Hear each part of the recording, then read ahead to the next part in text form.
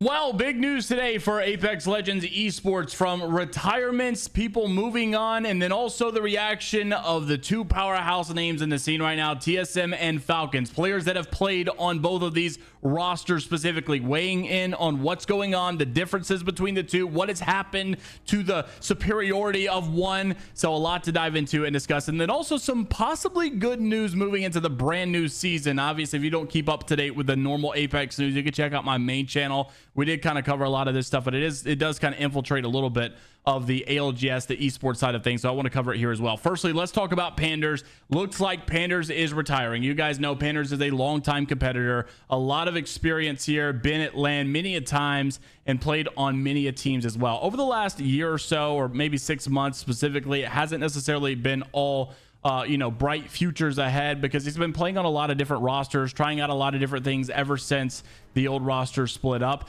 But basically, he came out on Discord to say, 2017, I became a Marine. In 2022, I competed as an esport player and performed on one of the biggest stages. And in 2024, I'm going for another dream, working the auto industry as a technician at Honda. Goodbye.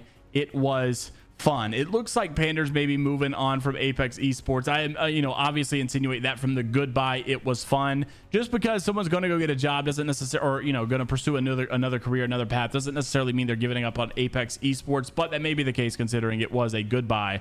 It was fun. Everybody in the comments are mostly supportive here, saying, he was realistic, good for him. I'm glad he's accomplished what he wanted to. It always does, sting a little bit, I guess, to lose someone a part of the community that was so big.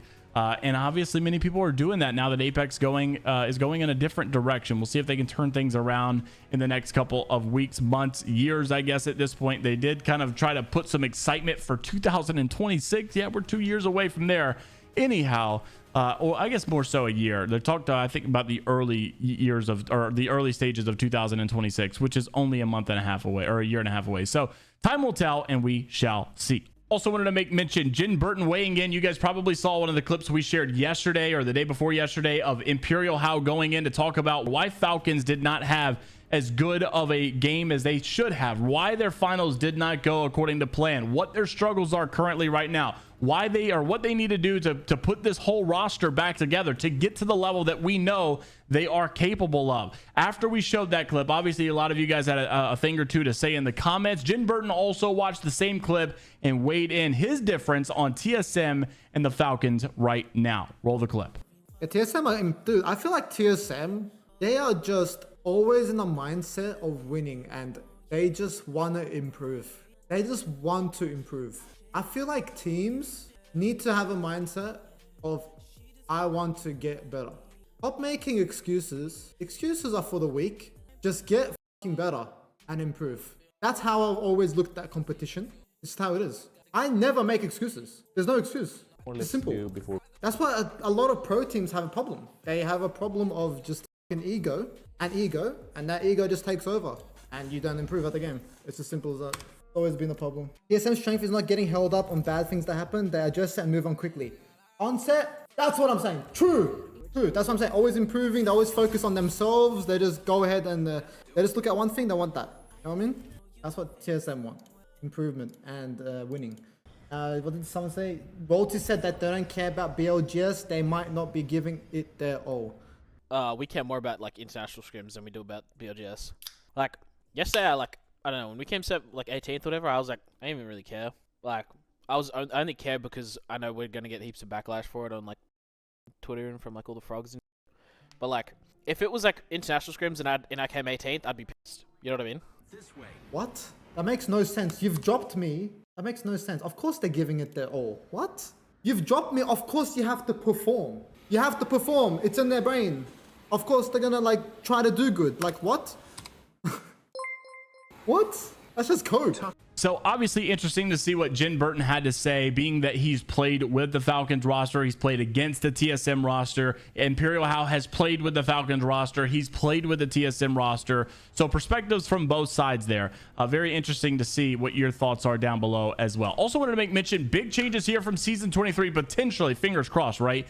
about changes coming into season 23. One specifically regards ranked, and it looks like ranked matchmaking could be looking at some changes. Now, of course, all of this kind of has some details for comp because you've got devotion and havoc changing their places and care packages. There's a reduced devotion spin up delay, increased spitfire damage from 18 to 19, increased rampage and sentinel charge shots amount, and increased the akimbo P2020 accuracy as well. So a lot of things could be changing. Obviously, you could be looking at some meta updates here, but I think the biggest thing here, as far as comp players, professional players having a good ranked matchmaking system to play, there's been a lot of conversation or, you know, I guess issues, bones to pick with the current ranked system right now.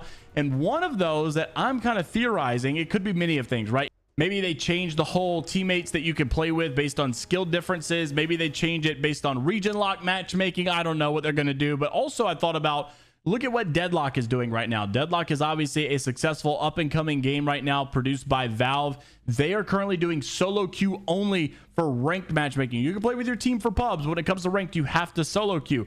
Wonder if we'll see anything like that for Apex, because we do have a big problem right now with it being a team-based game. You know, a 3-stack diamond is almost considered like equal to a single, you know, solo queue Apex Predator. Maybe, you know, maybe even the 3-stack diamond is even better because it's that much, you know, it's probably that big of a deal when you're all on the same page, when you're all doing the right thing, and there's no, you know, teammate who's straying off by himself. I do think it's very important. However, we can't just say, oh, get in Discord servers and stuff. That stuff is, you know, practical to some degree, but it's not just, it's just simply not going to happen everywhere, and you're not going to get people to do it. So the game's going to be in balance because people don't have people to play with. And I think we may at some point experience what this solo queue ranked matchmaking may look like, being that other games are already considering. On top of that, maybe it's something totally different. Maybe it's got nothing to do with any of that. They could be trying a load of different things, and I'm interested to see what it may end up turning out to be. But kind of going back into the clip we just watched, you may even see some meta changes here, right? Spitfire obviously is one that's been strong already. Could it get stronger? It looks like it. Havoc going in the care package, that could be a little bit of a difference. Devotion spin up delay getting added, so a little bit of a nerf, but back to ground loop potentially. Maybe some of the legends also get updated, right? We talked about also the lifeline kit. That could be big. Support's already a very big part of this. And then with the new support perks as well, it could be even bigger going into this new season. Now, if you haven't seen it already, the trailer is set to be launching like an hour or two right before the actual season launches. So we're not doing the week in advance, the couple days in advance like they used to do. Not sure why they do it, why they're doing this. Maybe they want to sneak something weird in behind so that we don't have time to complain about it and they can at least make some more money for a month or two. Not sure exactly what their intent is, but we'll keep you up to date right here on the ALGS channel. So like and subscribe if you want to stay up to date with all things inside of the world of Apex Legends, esports news, drama, and story related. And until the next time, we'll see you all later, Gators.